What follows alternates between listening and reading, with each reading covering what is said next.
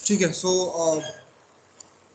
पहले तो हम रिप के कुछ एडवांटेजेस और डिसएडवांटेजेस की बात करते हैं, ठीक है, कि जो रिप प्रोटोकॉल है उसमें क्या क्या हमें एडवांटेजेस है और क्या क्या डिसएडवांटेजेस है।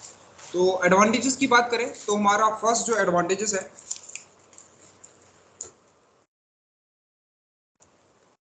वो हमारा इजी टू कॉन्फ़िगरेशन। सबसे जो बेस्ट पार्ट है का is easy to configure, easy to use and easy to troubleshoot, right. तो आपने खुद फील किया होगा कि इसमें ज़्यादा कॉन्सेप्ट नहीं है, हमने एक ही दिन में उसको ख़त्म कर लिया। ज़्यादा कुछ जितने हमने पढ़ा इसमें थोड़ा और ज़्यादा कॉन्सेप्ट है, राइट। तो अभी इस लेवल पे ज़रूरत नहीं है, जब आप नेक्स्ट लेवल पे जाएंगे तो और एडवांस पे देखेंगे रिप को, ठीक है। तो सबसे मेन बेनिफिट यही है। और दूसरा क्या है हमारा, इस good for small network, good for small network.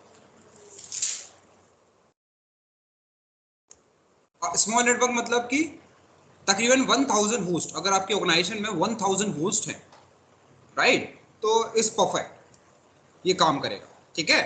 तो easy to use, easy to troubleshoot and good for small network. अगर हम डिसएडवांटेजेस की बात करें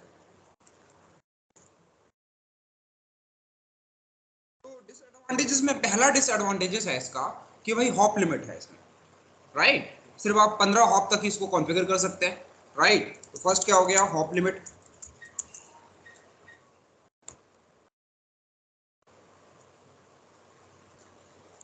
दूसरा इसका जो दूसरा एडवांटेज है वो है metric, right, because RIP bandwidth या स्पीड को कंसीडर नहीं करता बेस्ट पाथ सिलेक्शन प्रोसेस में। RIP only consider hop count, right, because इसको तकरीबन 19 सेंचुरी में डेवलप किया गया था और तब हमारे नेटवर्क बहुत ज़्यादा फास्ट नहीं हुआ करते थे, बहुत स्लो नेटवर्क हुआ करते थे हमारे उस टाइम, राइट। तो ये इसका सेकंड है कि is not considered bandwidth and speed, is considered only hop name, hop count, right. So metric में लिख सकते हैं is considered only hop count, right, for selection है best path, to calculate the best path. जो सबसे major advantage disadvantages है उसका कि हर 30 सेकंड में राउटिंग अपडेट देता है। In every 30 second it will send a routing update to the neighbour, और राउटिंग अपडेट में वो एंटायर राउटिंग टेबल भेजता है, भले नेटवर्क में कोई चेंजेस हो रहा हो या नहीं हो रहा हो। तो आप इमेजिन करो कि मैं आपको कोई चीज दूं, वो डेली एक ही चीज देता रहूं, राइट। जैसे मैं आपको एक सीसनी की बुक देता हूँ, कल भी आपको सेम बुक दूं, परसों में आपको सेम बुक दूं, डेली आपको एक ही बुक देता हूँ, मुझे नेक्स्ट बुक कब देना चाहिए? There in changes in book, अगर कोई चेंजेस होता है तब मुझे देना चाहिए। और क्या देना, कितना देना चाहिए, जितना चेंजेस उतना देना चाहिए। फॉर एग्जांपल मैंने आपको सीसीनी की बुक दी, सीसीनी में इन फ्यूचर कोई सिलेबस में चेंजेस हुआ तो मुझे नेक्स्ट क्या देना चाहिए आपको, जितना चेंजेस हुआ उतना देना चाहिए। तो यूरेप का सबसे मेजर डिसएडवांटेज है कि ये फ्रिक्वेंसली बार बार अपडेट देता है, एक ही अपडेट। अपडेट में क्या होगी, एंटायर राउटिंग टेबल, जो कुछ भी मेरे राउटिंग टेबल में है मैं अपने नेबर को भेजता रहूंगा और नेबर मुझे भेजता रहूंगा, राइट। ये थर्ड डिसएडवांटेज है। फोर्थ डिसएडवांटेज है इसका slow convergence time. Converse word मैंने आपको बताया था, what the means of converse. मैं बोलूं नेटवर्क रिकन्वर्ज, राइट। कन्वर्ज का मतलब होता है if any link goes down, hardware goes down, if any failure in network, right. तो कोई राउटिंग प्रोटोकॉल दूसरा पाथ सिलेक्शन करने में कितना टाइम ले रहा है, राइट। तो इसका जो कन्वर्जेंस टाइम है ऑलमोस्ट 180 सेकंड है। आप इमेजिन करो कि आपका इंटरनेट चला गया और 3 मिनट बाद वापस इंटरनेट आ रहा है, तो 3 मिनट जो है हमारे करंट नेटवर्क में बहुत ज्यादा होते हैं। अगर आप टाइमर कम कर देंगे तो उससे एक ड्रॉबैक और होगा। देखो, अगर आप टाइमर कम करेंगे तो एक एडवांटेजेस क्या होगा, कन्वर्जेंस टाइम थोड़ा फास्ट हो जाएगा, लेकिन एक ड्रॉबैक क्या होगा कि अब वो और जल्दी जल्दी अपडेट भेजेगा। फॉर एग्जाम्पल आपने 30 सेकंड से 5 सेकंड कर दिया उसका timer, definitely we can change it, right. तो अब वो हर 5 सेकंड में अपडेट भेजेगा, तो लिंक का भी यूटिलाइजेशन कर रहा है और राउटर की सीपीयू को भी यूटिलाइजेशन कर रहा है। क्योंकि देखो ये एक जो राउटर है, हार्डवेयर है, उसको एक प्रोसेस नहीं करनी, उसको हजारों प्रोसेस करनी है। और अगर राउटर बिजी हुआ आपका नेटवर्क वैसे स्लो हो जाएगा, एप्लीकेशन स्लो हो जाएंगे आपके। बात समझ में आया? क्योंकि नेटवर्क का यूज हम क्या करते हैं, एप्लीकेशन के लिए तो यूज ही करते हैं। अगर नेटवर्क ही हमारा स्लो है तो definitely application will go slow, वो स्लो हो जाएंगे, है ना। तो ये इसका फोर्थ ड्रॉबैक है। समझ में आया? चारों। सबसे इंपॉर्टेंट कौन सा ध्यान रखना है आपको, कि ये हर 30 सेकंड में राउटिंग अपडेट देता है, भले नेटवर्क में कोई चेंजेस हो रहा हो या ना हो रहा हो। ये सबसे मेजर ड्रॉबैक है, ठीक है। रैपिडली ये बार बार अपडेट भेजता है, ये ड्रॉबैक आपको ध्यान रखना है, ये सबसे इंपॉर्टेंट है रिप के केस में। इसी से आपको नेक्स्ट राउटिंग प्रोटोकॉल में पता चलेगा कि उसमें क्या चेंजेस है, उसको किस तरह से एनहेंस किया गया, राइट। रिप ऐसा नहीं है रिप हम यूज नहीं करते हैं, definitely we use RIP, because RIP का सब देखो क्या होता है कि कभी कभी चीजें नहीं होती जो ज्यादा कॉम्प्लेक्स ना हो तो ज्यादा अच्छा रहता है। तो रिप का सबसे मेजर एडवांटेजेस है कि वो कॉम्प्लेक्स नहीं है। आगे आप जैसे राउटिंग प्रोटोकॉल पढ़ेंगे लाइक ओएसपी या बीजीपी या EIGRP, they are more complex than RIP. और जो प्रोटोकॉल जितने बड़े नेटवर्क को सपोर्ट करेगा वो उतना कॉम्प्लेक्स होगा। अब कॉम्प्लेक्स इसी बात से समझ लो कि अगर आप बीजीपी पढ़ना चालू करेंगे तो 3-4 महीने से बीजीपी पढ़ेंगे आपके, वो इतना वाइड टॉपिक है, right.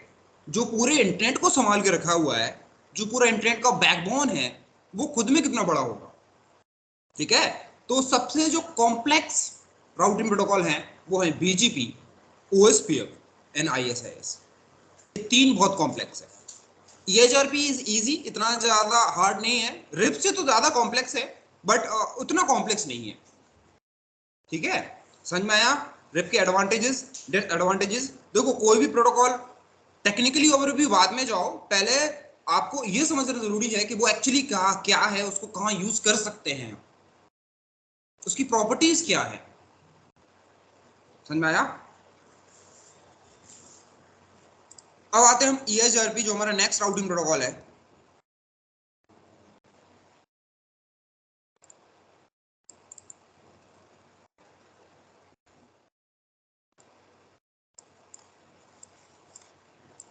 So basically EIGRP is an enhanced integrated routing protocol।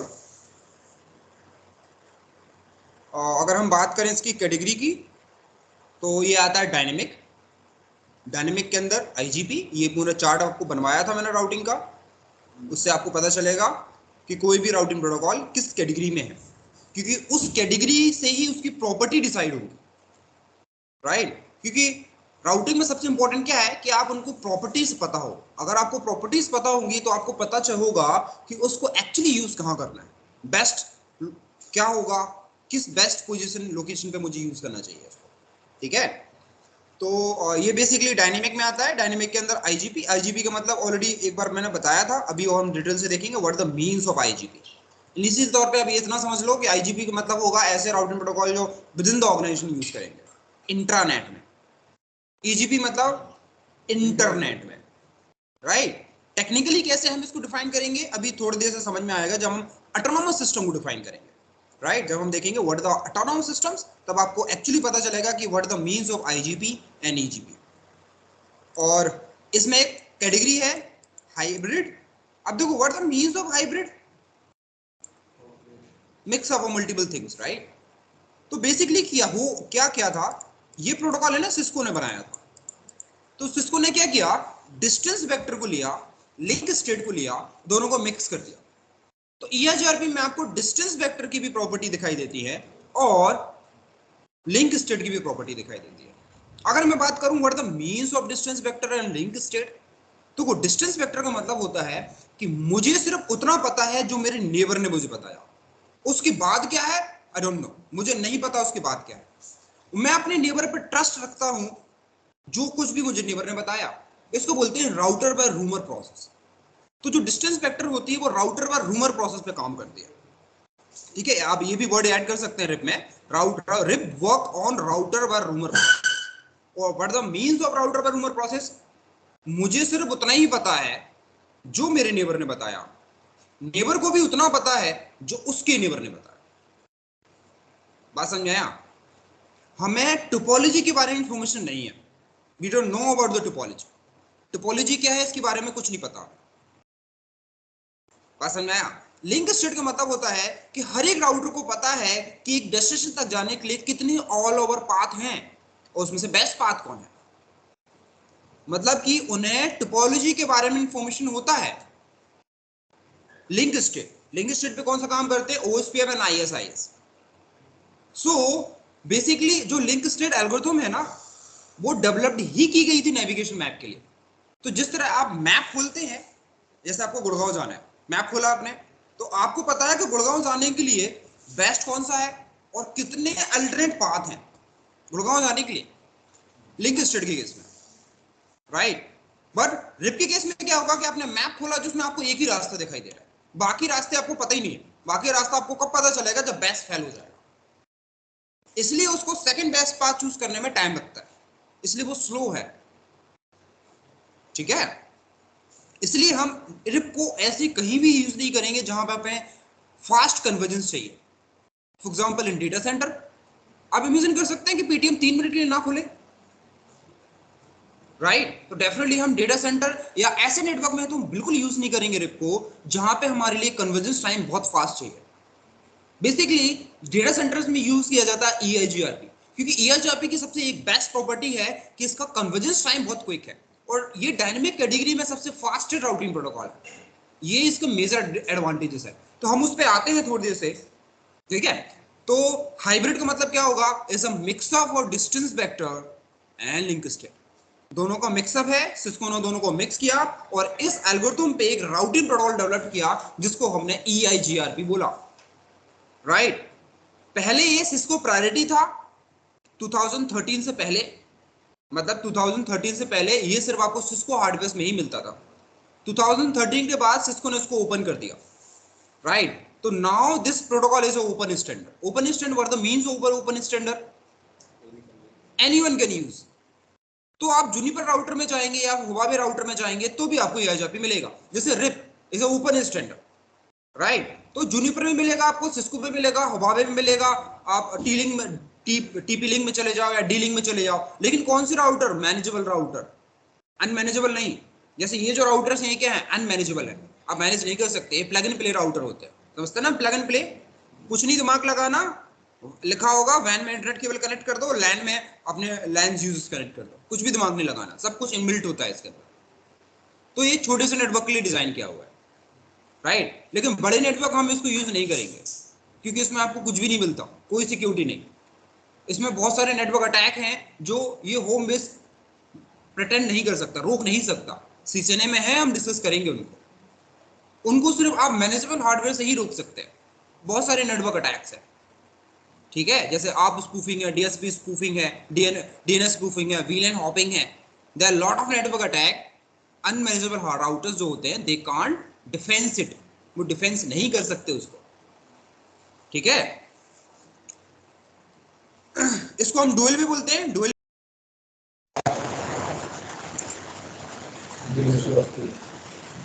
Dual algorithm भी बोल देते हैं, डिफ्यूज अपडेट एल्गोरिथम। डुअल मतलब डिफ्यूज अपडेट एल्गोरिथम। और इसको हम एडवांस डिस्टेंस वेक्टर भी बोल देते हैं। What the means of advance distance? मतलब डिस्टेंस वेक्टर का एडवांस वर्जन, राइट। तो ये तीनों एक ही है, आप चाहे इसको हाइब्रिड बोलते हैं, डुअल बोलते हैं, एडवांस डिस्टेंस वेक्टर बोलते हैं। इस पे वो ईआईजीआरपी जो है वर्क करता है।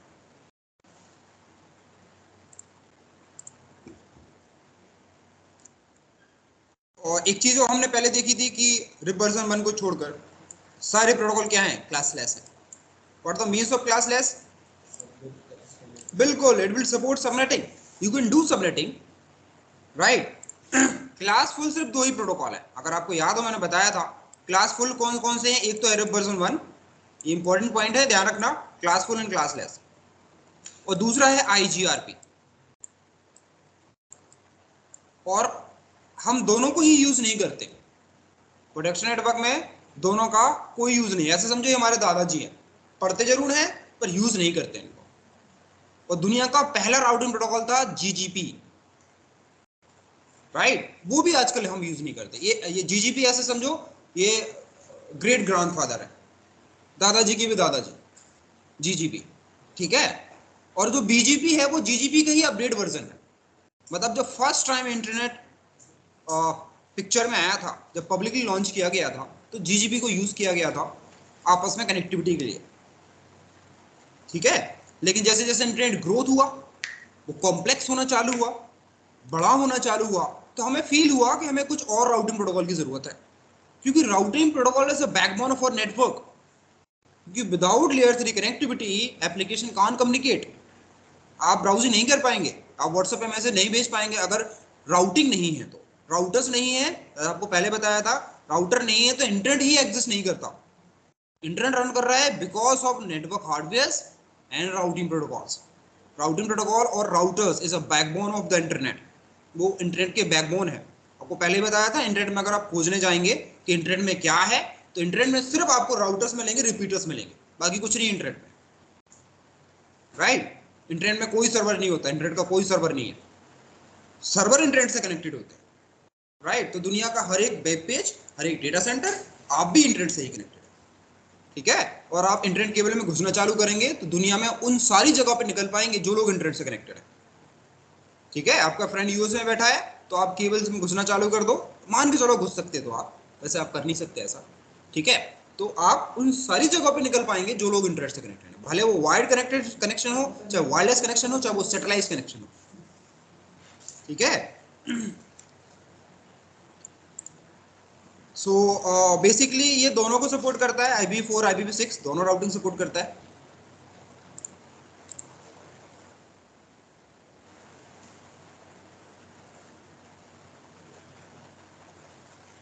तो अब हम कुछ मेजर एडवांटेजेस या major theory of the EIGRP उनको थोड़ा बात करते हैं। तो 3 पॉइंट्स अगर आपको समझ में आ गया है तो ईआईजीआरपी की बेसिक थ्योरी आपको समझ में आ गई।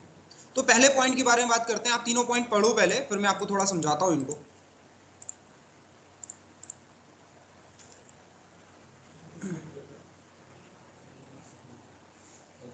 स्टक हो गया क्या ये? इंटरनेट स्लो होगा उसका।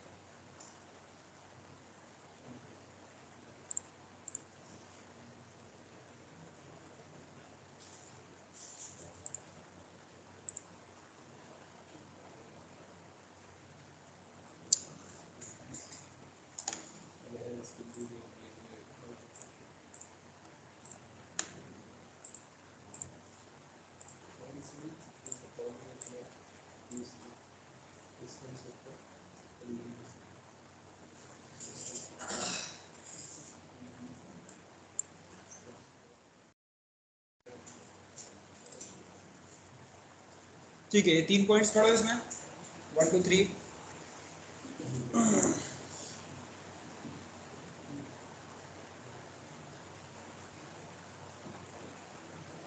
बेसिकली आप चाहें तो ये देखो, ये है ना, सिस्को ने बनाया था। तो इसके सबसे बेस्ट रिसोर्सेज कहाँ मिलेंगे आपको? सिस्को की वेबसाइट पे, राइट, क्योंकि इसका जो डेवलपर ही सिस्को है, ठीक है। तो आप चाहें तो सिंपली एक कीवर्ड सर्च करना EIGRP सिस्को, तो आपको एक फर्स्ट लिंक मिलेगी। आप इस डॉक्यूमेंट को भी प्रेफर कर सकते हैं EIGRP को पढ़ने के लिए।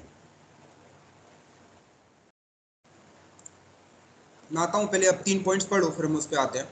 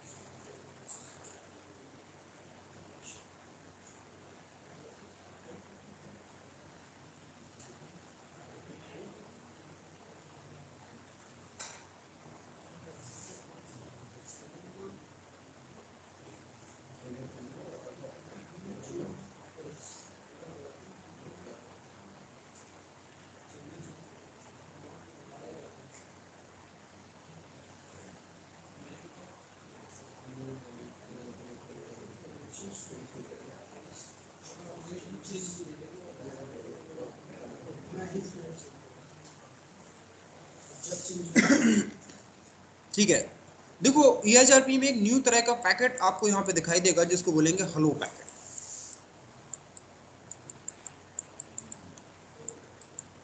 हेलो पैकेट ऐसे ही है जैसे आपको कोई फ्रेंड मिला, आपने बोला हेलो, राइट। so, उसी तरह क्या होते हैं, राउटर्स आपस में एक दूसरे को ट्रैक करने के लिए हेलो पैकेट भेजते हैं।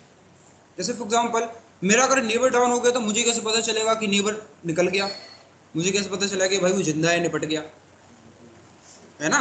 उसके लिए एक पैकेट को इन्वेंट किया, उस पैकेट को बोलते हैं हेलो पैकेट, जिसका साइज बहुत छोटा होता है। तो हर राउटर अपने नेबर राउटर को हेलो पैकेट भेजता है, मैं उसको हेलो भेजूंगा, वो मुझे हेलो भेजेगा। अगर वो हेलो भेजना मुझे बंद कर देगा तो मैं समझ जाऊंगा कि वो हो गया उसका काम, राइट। और मुझे कोई दूसरा पाथ सर्च करना है उस डेस्टिनेशन तक जाने के लिए, ठीक है। तो पहला पॉइंट यही है कि very low usages of network resources during normal operations, only hello packet are transmitted on stable network. मतलब ऐसे समझो कि EHRP में वो राउटिंग अपडेट दे देंगे आपस में, मतलब जो कुछ मेरे पास है मैं अपने नेबर को भेज दूंगा और जो कुछ नेबर के पास है वो मुझे भेज देगा। उसके बाद हम कोई अपडेट नहीं देंगे, राउटिंग अपडेट नहीं भेजेंगे, हम सिर्फ हेलो पैकेट भेजेंगे आपस में, राइट। राउटिंग अपडेट कब देंगे, जब नेटवर्क में कोई चेंजेस होगा, क्यों न्यू नेटवर्क ऐड होता है, कोई न्यू नेटवर्क रिमूव होता है, कोई लिंक डाउन होती है, हार्डवेयर डाउन होता है, कुछ भी अगर नेटवर्क में चेंजेस होता है, राइट, तब वो अपडेट भेजेंगे। वो कितना भेजेंगे, सिर्फ जो चेंजेस हुआ उतना भेजेंगे। इससे फायदा क्या होगा, लिंक्स का भी यूटिलाइजेशन कम हो जाएगा, राउटर की मेमोरी पे भी लोड कम पड़ेगा, राइट। तो ये इसके बेनिफिट्स है। मतलब EIGRP से, सॉरी, रिप से EIGRP इज मोर एडवांस, ज्यादा एडवांस है, कुछ चीजें इसमें आपको बेनिफिट मिलती है, ठीक है। तो सेकंड पॉइंट आपको यही बोल रहा है, सेकंड पॉइंट क्या बोल रहा है, when a changes occur only routing table changes are propagated, not entire routing table. This reduce the load of routing protocol itself placed on network, right. Third है रैपिड कन्वर्जेंस टाइम। हमने अभी discuss किया what the means of convergence, converge. तो rapid convergence time for changes in network topology, in some situation convergence जो time होगा बहुत quick होगा। जो ये थर्ड पॉइंट है ना, यही EIGRP का एक होता ना कि एक प्रॉपर्टी जो मुझ में है बाकी किसी में नहीं है, राइट। तो ये थर्ड प्रॉपर्टी है, ऊपर की दो प्रॉपर्टी तो OSP में भी आपको देखने को मिलेगी, लेकिन जो EIGRP को जो यूज करने का मैन मोटो है, उसका कन्वर्जेंस टाइम बहुत क्विक है। कुछ कंडीशन में ये नैनो सेकंड्स में होता है, मिली सेकंड्स में कन्वर्ज कर देता है नेटवर्क। यही प्रॉपर्टी होने के कारण इसको हम डेटा सेंटर नेटवर्क जो डिजाइनिंग होती है उसमें हम इसको यूज करते हैं, राइट। तो आप कभी कभी जैसे आपने नोटिस किया होगा, कोई एप्लीकेशन होगी तो शायद कुछ सेकंड की स्टक होती है, देन अगेन रन करने लगती है, राइट। तो अगर कोई एप्लीकेशन कुछ टाइम के लिए स्टक हो रही है तो मे भी कोई चेंजेस हुआ है उसके नेटवर्क में या कोई फेलियर हुआ है, राइट, और उसको कन्वर्स करने में 1 या 2 सेकंड्स लग गए, राइट। तो इसमें भी कुछ ड्रॉबैक है, इसमें हॉप लिमिट है, राइट। इसमें और भी कुछ ड्रॉबैक है, लेकिन इसका मेजर एडवांटेज है सबसे, वो क्या है, रैपिड कन्वर्जेंस टाइम। यही EIGRP की मेजर प्रॉपर्टी है, ठीक है।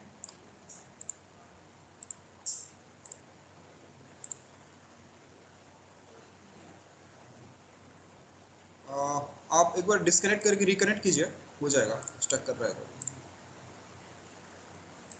सो अब आते हैं हम हॉप लिमिट पे। तो डेफिनेटली इस है पे हॉप लिमिट 100 हॉप तक इसको कम्युनिकेट करा सकते हैं और 25 है मैक्स आप यूज कर सकते हैं। मतलब EIGRP को मैक्सिमम कितने राउटर तक यूज कर सकते हैं, 255 राउटर्स, राइट। इसका मतलब ये मीडियम टाइप ऑर्गेनाइजेशन में यूज किया जा सकता है, जो तकरीबन जिनके पास 1000 होस्ट तकरीबन है, सॉरी 10,000 तक होस्ट हैं, उसमें आप EIGRP यूज कर सकते हैं। और जो चीज देखने वाली, नोटिस करने वाली बात यह है कि EIGRP own IP protocol number use करता है, 88 ओन, खुद का। जो अपने खुद के प्रोटोकॉल यूज करते हैं वो ट्रांसपोर्ट लेयर पे उनकी खुद की लेयर होती है। फॉर एग्जांपल रिप था, हमने क्या पढ़ा था, UDP पे काम करता है, तो लेयर 4 पे वो क्या यूज करेगा, UDP, राइट। बट EIGRP जैसे UDP है, यूडीपी आईपी प्रोटोकॉल नंबर 17 को यूज करता है, समझ में आया? उसी तरह ईएचआरपी आईपी प्रोटोकॉल नंबर 88 को यूज करता है। इसका मतलब है इसको ना टीसीपी से मतलब है ना यूडीपी से मतलब है, इसका ओन ट्रांसपोर्ट लेयर है, खुद की ट्रांसपोर्ट लेयर है। पॉइंट क्लियर हुआ? हमने देखा था आईपी प्रोटोकॉल नंबर हमारे कितने हैं 255 और यूडीपी टीसीपी में पोर्ट नंबर कितने हैं 65535। मतलब यूडीपी टीसीपी में 65,000 से ज्यादा पोर्ट नंबर्स हैं और आईपी में 255 प्रोटोकॉल नंबर है। तो do not confuse between port number and protocol number, दोनों अलग अलग चीज हैं, ठीक है? आप ये जाके आईना पे भी जाके चेक कर सकते हैं। आई थिंक आपको याद हो मैंने बताया था आईना क्या है, राइट? एक इंटरनेशनल लेवल की ऑर्गेनाइजेशन है जो सारे प्रोटोकॉल्स का डॉक्यूमेंटेशन करता है, ठीक है? और IEEE एक रिसर्च ऑर्गेनाइजेशन है जो कि प्रोटोकॉल का रिसर्च करती है, डेवलपमेंट करती है, R&D करती है उसकी, ठीक है? तो उसको देखने के लिए सिंपली सर्च करना आईपी प्रोटोकॉल नंबर आईना। इससे आपको फर्स्ट लिंक मिल जाएगी गूगल की aina.org की, ठीक है? आप चाहें तो आईना में भी जाके सर्च कर सकते हैं, लेकिन उसके अंदर आपको वेबसाइट के अंदर सर्च करना पड़ेगा ओपन डेटाबेस में, तो ये प्रोटोकॉल से आपको डायरेक्ट मिल जाएगा, ठीक है? जैसे कि आईसीएमपी, ये क्या हमारा पिंग पिंग करते हैं ना, तो वो आईसीएमपी के डी के प्रोटोकॉल है। मतलब पिंग को ना टीसीपी से मतलब है ना यूडीपी से मतलब है, उसका ओन प्रोटोकॉल नंबर है। उसी तरह टीसीपी 6 यूज करता है, यूडीपी 17 यूज करता है, और आप 88 पे जब जब आएंगे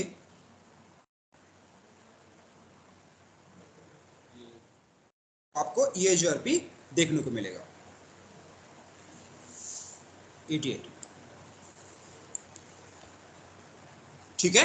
और ये आरएफसी भी, अगर मैंने बताया था ये आरएफसी क्या होते हैं, what are the means of RFC. इनका नंबर याद करने की जरूरत नहीं है आपको, हाँ एग्जैक्टली, एक तरह से डॉक्यूमेंटेशन करना, राइट? उसकी जो भी प्रॉपर्टीज है, उसकी जो भी टेक्निकल डिटेल है, उसको एक नंबर में सेव कर देना, ताकि इन फ्यूचर कभी भी आपको जरूरत पड़े तो आप उसको आरएफसी को प्रेफर कर सकते हैं। आरएफसी होते हैं रेफरेंस फॉर कमिट। हेलो, हाँ ऑफिस में कुछ काम है?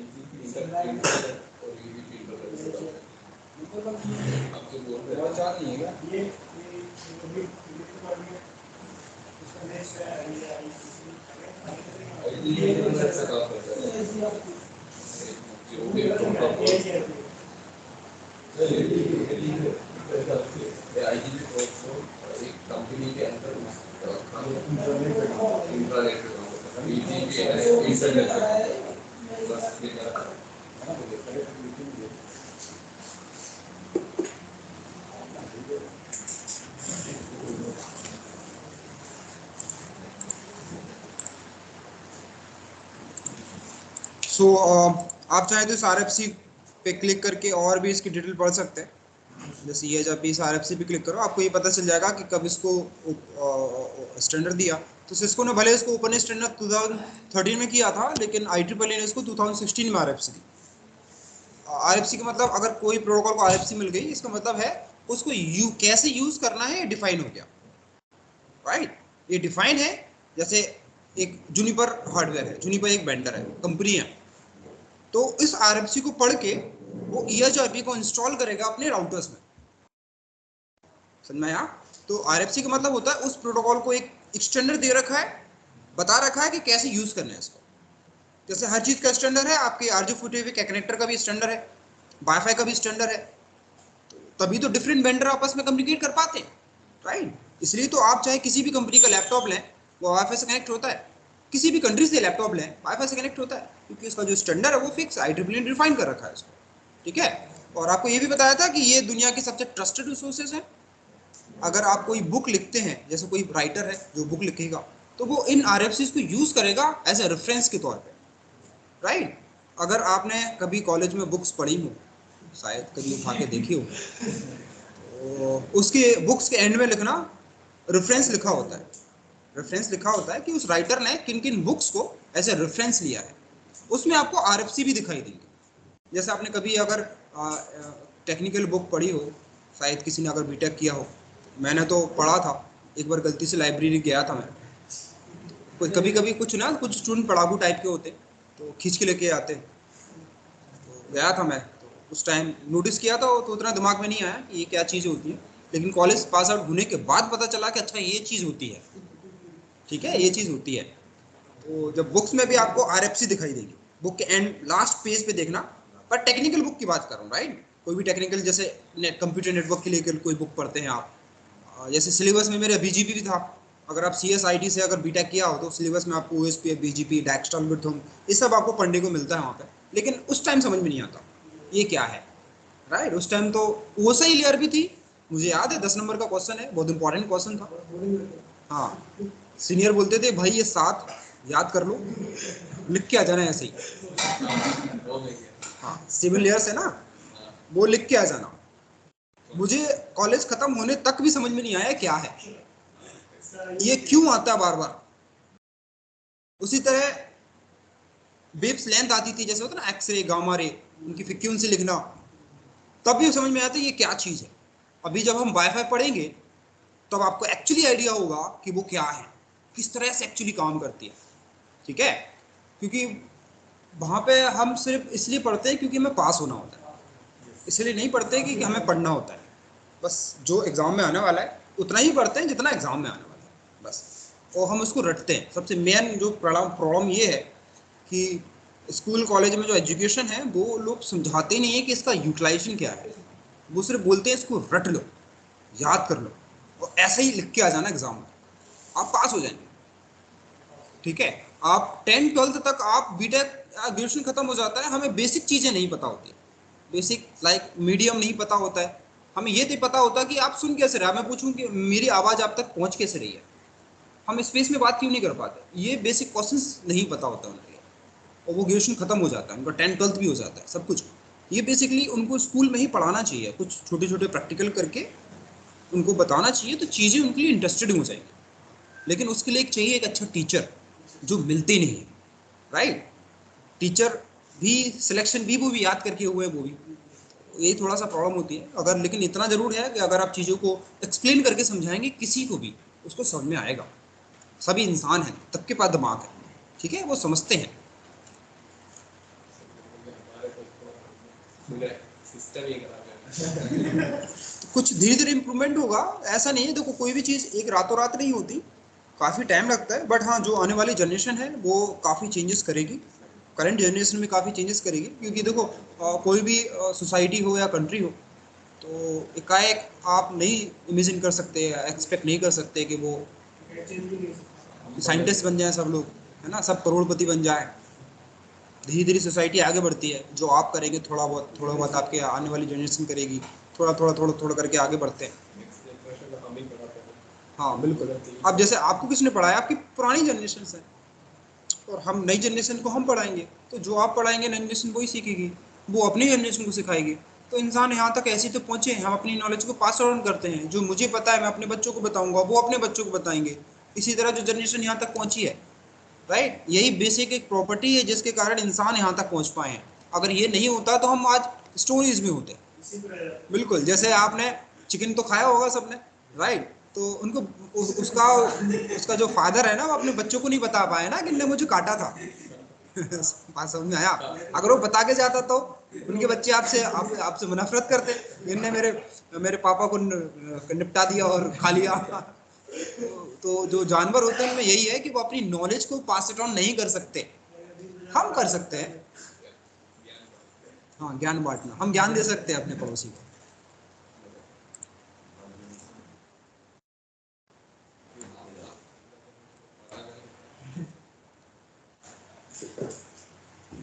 ठीक है, सो इसी में आते हैं, और इसकी एक रिजर्व मल्टीकास्ट आईपी है, मल्टीकास्ट आईपी है 224.0.10। तो डेफिनेटली ये ईआईजीपी के लिए रिजर्व है, और उसमें सिर्फ ईआईजीपी के पैकेट ही जाएंगे, जैसे हेलो पैकेट, राउटिंग अपडेट, तो वो इस मल्टीकास्ट आईपी को यूज करेगा अपडेट करने के लिए।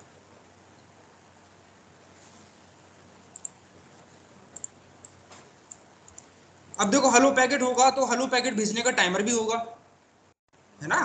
तो ये सिर्फ दो ही तरह के टाइमर यूज करता है, एक क्या, कौन सा, हेलो को भेजने का, दूसरा हेलो को वेट करने का, राइट। तो हर नेबर अपने नेबर को हर 5 सेकंड में हेलो भेजेगा, और अगर नेबर 15 सेकंड तक उसको हेलो नहीं भेजता, जैसे फॉर एग्जांपल मेरा नेबर मुझे 15 सेकंड तक हेलो नहीं भेजेगा, तो मैं इसको डेड कंसीडर कर लूंगा।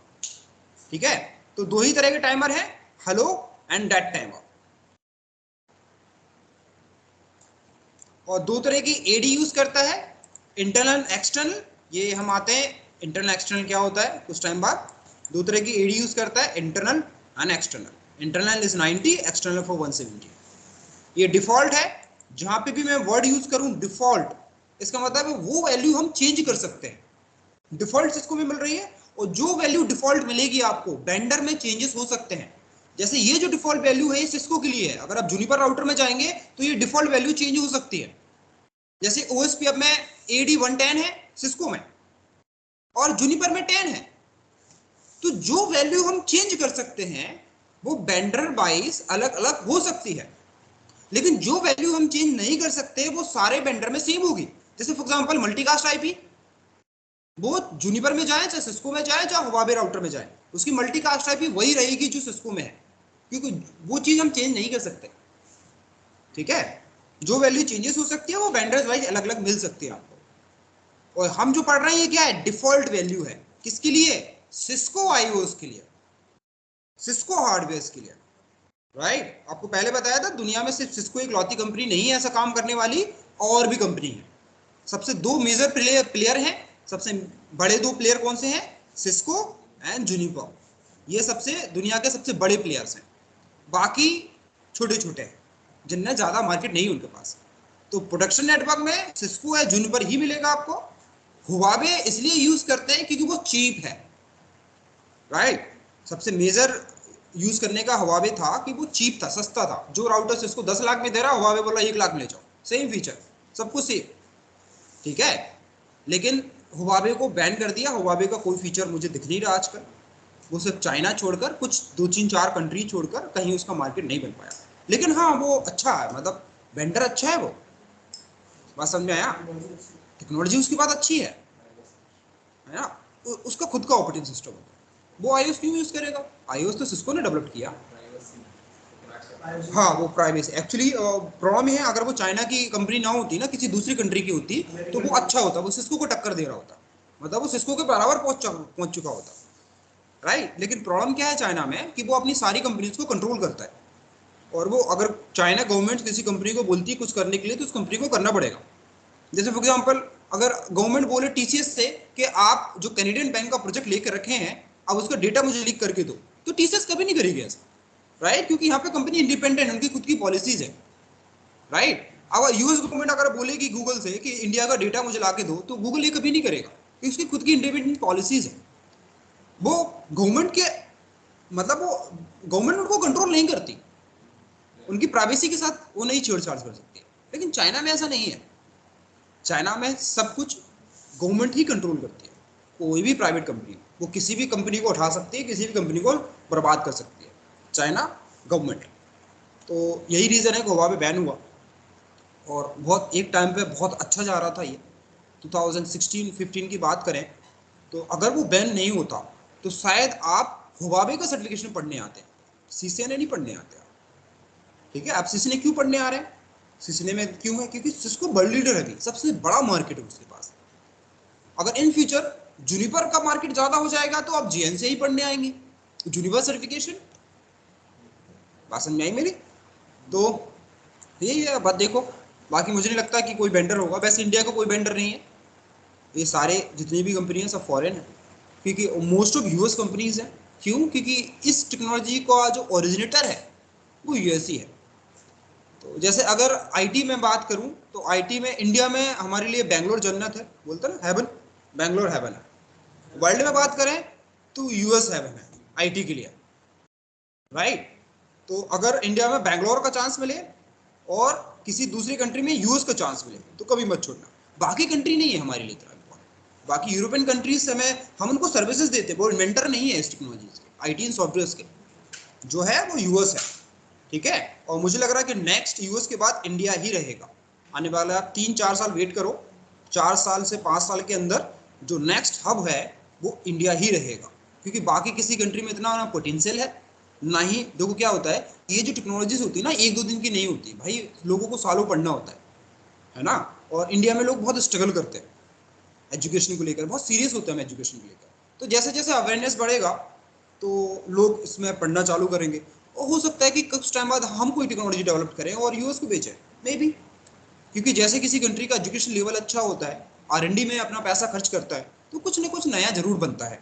क्योंकि आर&डी इतनी ईजी नहीं होती भाई, बहुत पैसा लगता है आर&डी में, समझ रहा है ना? मतलब और कभी कभी तो इतना पैसा लगाने के बाद भी हो सकता है कोई आउटपुट ना मिले, रिस्क वाला काम होता है आर&डी। हो सकता है आप ऐसी चीज इन्वेंट कर दें जिसकी कोई जरूरत ही ना हो। कई ऐसे इन्वेंशन हुए जिनकी कोई जरूरत ही नहीं पड़ी, लेकिन अच्छा इन्वेंशन था, जिसकी जरूरत होगी, मतलब जो सोसाइटी में यूज कर सकते हैं, उससे आप पैसा कमा सकते हैं। तो ऐसा नहीं है। खैर इंडिया गवर्नमेंट अब बहुत आर&डी में लग रही है, काफी पैसा खर्च किया है, खासकर क्वांटम कंप्यूटर्स में बहुत ज्यादा इन्वेस्ट किया है। बाकी कंट्रीज के कंपेयर में तो कुछ भी नहीं है, लेकिन एटलीस्ट लगाया तो, शुरुआत तो की है ना। जैसे हमारा जो नेक्स्ट कंप्यूटर है वो कौन से हैं? क्वांटम कंप्यूटर ही नेक्स्ट जनरेशन कंप्यूटर्स है। हो सकता है हम अपने जिंदा रहते देख लें, मे बी, शायद देख लेंगे। 20-20-30 लगेंगे, तो जब हम बड्डे हो जाएंगे तब क्वांटम कंप्यूटर्स आ जाएगा। और इंडिया ने बहुत कम बजट लगाया है दूसरी कंट्रीज के कंपेयर में, सिर्फ 5 ही कंट्रीज हैं जिनने क्वांटम कंप्यूटर्स डेवलपमेंट में पैसा इन्वेस्ट किया आर&डी में। इंडिया का शायद 10,000 करोड़ है आई थिंक। दूसरे यूएस के कंपेयर में तो हमारा 2% भी नहीं है, 1-2% के बराबर है हम, राइट? लेकिन क्या होता है कि यहाँ कम सैलरी में काम करते हैं ना, जैसे वहाँ पे बजट क्यों ज़्यादा होता है कि वहाँ पे सैलरी ज़्यादा होती है, लोगों को ज़्यादा पैसा देना होता है। यहाँ पे कम पैसे में काम कर लेते हैं तो इसलिए बजट थोड़ा कम होता है। तो बजट से कोई फर्क नहीं पड़ता, फर्क पड़ता आउटपुट क्या निकला। अगर इंडिया पहले अगर बना लेता है क्वांटम कंप्यूटर्स, पता है जो कंट्री पहले क्वांटम कंप्यूटर्स बनाएगा वो कंट्री आने वाले टाइम पे लीड करेगा वर्ल्ड को, क्योंकि क्वांटम कंप्यूटर्स गेम चेंजर है, समझ रहे हैं ना। आज जो भी आप इनकेप्शन देख रहे हैं ना, आपको पहले बताया था, दुनिया का सबसे स्ट्रॉन्ग इनकेप्शन भी quantum computers with in the minute crack कर सकता है। जैसे क्या, हाँ बहुत बड़ा गेम, मतलब बहुत बड़ा चेंजेस आएंगे उसके बाद। तो उसके लिए फिर कुछ ना कुछ सोल्यूशन आएगा ना नेक्स्ट, कुछ ना कुछ चेंजेस होंगे करंट में, है ना। तो कुछ ना कुछ उसका आएगा सॉल्यूशन, लेकिन अभी नहीं, अभी तो बहुत टाइम है। हो सकता है कि हम, बस मेरा तो यही है कि जिंदा रहते देख लें एक बार क्या होता है, कैसे काम करता है। बाकी देखो कब तक आता है।